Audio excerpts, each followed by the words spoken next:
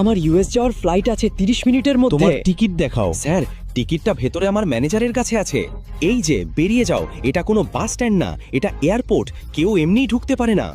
Sir, আমি অনুরোধ করছি, আমার ইউএসএল ফ্লাইট 30 মিনিটের মধ্যে। টিকিট ভেতরে আছে। ভিখারি, তোমার জামা কাপড় নোংরা, তোমার স্যান্ডেল ফাটা, আর তুমি বলছো আধ ঘন্টার মধ্যে তোমার ইউএসএর ফ্লাইট। তুমি কখনো স্বপ্নেও প্লেন দেখেছো? আমি ভিক্ষা করছি স্যার, আমার ফ্লাইট আছে, দয়া করে আমাকে যেতে দিন। এভাবে যেতে দেওয়া হবে না, আমি অনুরোধ করছি স্যার। চলে যাও, না হলে মেরে লাল করে দেব।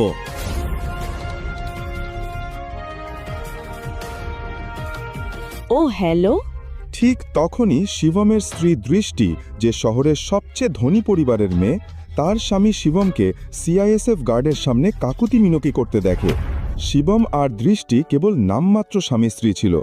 দৃষ্টির দাদু জোর করে তাদের বিয়ে দিয়েছিলেন।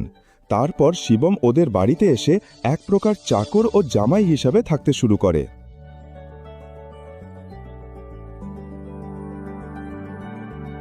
মিস্টার ভিখারি, তুমি এখানে কি করছো? তুমি জানো তো আমার গুরুত্বপূর্ণ ইনভেস্টররা এখানে আসছেন। আমি তাদের স্বাগত জানাতে এসেছি। আমি এখানে কোনো নাটক চাই না। তাই তুমি যেটার জন্য এখানে এসেছিলে সব ফেলে দাও এবং এখান থেকে চলে যাও। এটা খুব জরুরি, কিন্তু এরা আমাকে ঢুকতে দিচ্ছে না। দয়া করে আমাকে সাহায্য করো। তুমি এত সাহস কোথা থেকে পেলে? আমাকে ছোঁয়ার কথা কল্পনাও করো না। তোমাকে আমেরিকা যেতে হবে? আমেরিকার বানান বলো একবার। তুমি কি আদৌ আমেরিকার বানান জানো? কে সেই বোকা যে তোমার জন্য আমেরিকার টিকিট বুক করেছে? শিবম, যে একজন সাধারণ ছেলে এবং রাস্তার ধারে খাবার বিক্রি করে, তার সঙ্গে আমেরিকার কি সম্পর্ক? অফিসে যাও। আমি ইনভেস্টরদের নিয়ে অফিসে যাচ্ছি। ওদের জন্য সকালের খাবারটা রেডি করে রেখো। কোনো ঝামেলা করার আগে একবার ভাবো, না হলে দেশ ছাড়ার তো প্রশ্নই ওঠে না। এই শহর আর তোমার ঘর ছাড়ার আগেও 100 বার ভাবতে হবে। আমি তোমার জীবনটা আরও দুর্বিষহ করে তুলব। এটাই আমার শেষ বার্তা। এটা খুব জরুরি। ঠিক তখনই দৃষ্টির বিজনেস পার্টনার ঋষভ তাকে জিজ্ঞেস করল, তুমি এই ভিখারির সঙ্গে কথা বলছো কেন?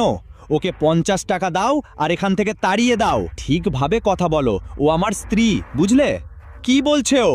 দৃষ্টি, এটা কি তোমার স্বামী? ঋষভের এই প্রশ্ন শুনে দৃষ্টি কয়েক সেকেন্ডের জন্য চুপ করে যায়, কিন্তু তারপর অনেক সাহস নিয়ে এসে জবাব দেয়, আরে ঋষভ, সত্যি বলছি, ওর দিকে একবার তাকাও। তুমি ওর কথা বিশ্বাস করছো কেন? ওর অবস্থা দেখো।